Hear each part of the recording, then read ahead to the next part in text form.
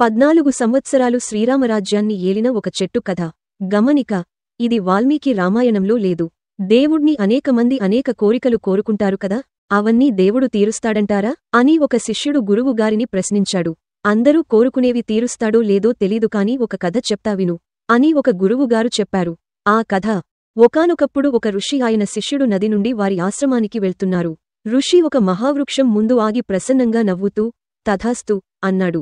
గురువుగారి చర్యకి కారణం ఏంటి అని అడిగాడు శిష్యుడు. ఆ మహావృక్షం తన కోరికని పక్కనున్న మరో వృక్షంతో చెప్తుంటే నాకు వినబడి తథాస్తు అన్నాను. ఏమిటా కోరిక గురువుగారు? తాను చక్రవర్తి అయి భూమండలాన్ని ఏలాలని. వచ్చే జన్మలోనా? కాదు, ఈ జన్మలోనే. శిష్యుడు పగలబడి నవ్వాడు. గురువుగారు, ఇది మరీ గొంతెమ్మ కోరిక కదూ. అంత అత్యాశ తగునా? అర్హత చూసుకోవాల్సిన పనిలేదా? అర్హతకేం నాయనా, జీవితమంతా ప్రతి ఫలాపేక్ష లేకుండా ఫలాలనిచ్చింది. ఎన్నో జీవరాశులకి ఆశ్రయం ఇచ్చింది. అదంతా పుణ్యమే కదా. అవుననుకోండి. కాని చెట్టు చక్రవర్తి ఎలా అవుతుంది? ఏమో, భగవానుడు సంకల్పిస్తే ఏమైనా కావచ్చు. ఆ రాత్రి పెద్ద గాలివాన వచ్చి ఆ మహావృక్షం నేలకూలింది. శిష్యుడు నవ్వుకున్నాడు.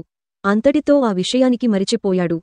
సంవత్సరం తరువాత శిష్యుడు పరుగు పరుగున వస్తూ, గురువుగారు, ఈ వింత విన్నారా? శ్రీరామచంద్రుల వారి పాదుకలకి పట్టాభిషేకం చేశారు వారి సోదరులు భరతుల వారు. ఇక నుండి 14 ఏళ్లు పాదుకలు సామ్రాజ్యాన్ని పరిపాలిస్తాయట.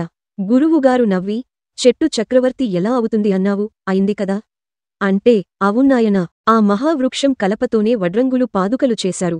అవి శ్రీరామచంద్రుల వారికి సమర్పించారు.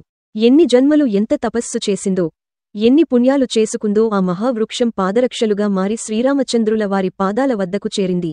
శ్రీరామచంద్రుల వారు ఆ పాదుకల్ని భరతుల వారికివ్వడం, భరతుల వారు పాదుకలకి పట్టాభిషేకం చేయడం జరిగాయి. ఆ విధంగా చక్రవర్తి కావాలన్న ఆ మహావృక్షం కోరిక నెరవేరింది అని చెప్పిన గురువుగారికి సాష్టాంగ ప్రణామం చేశాడు శిష్యుడు.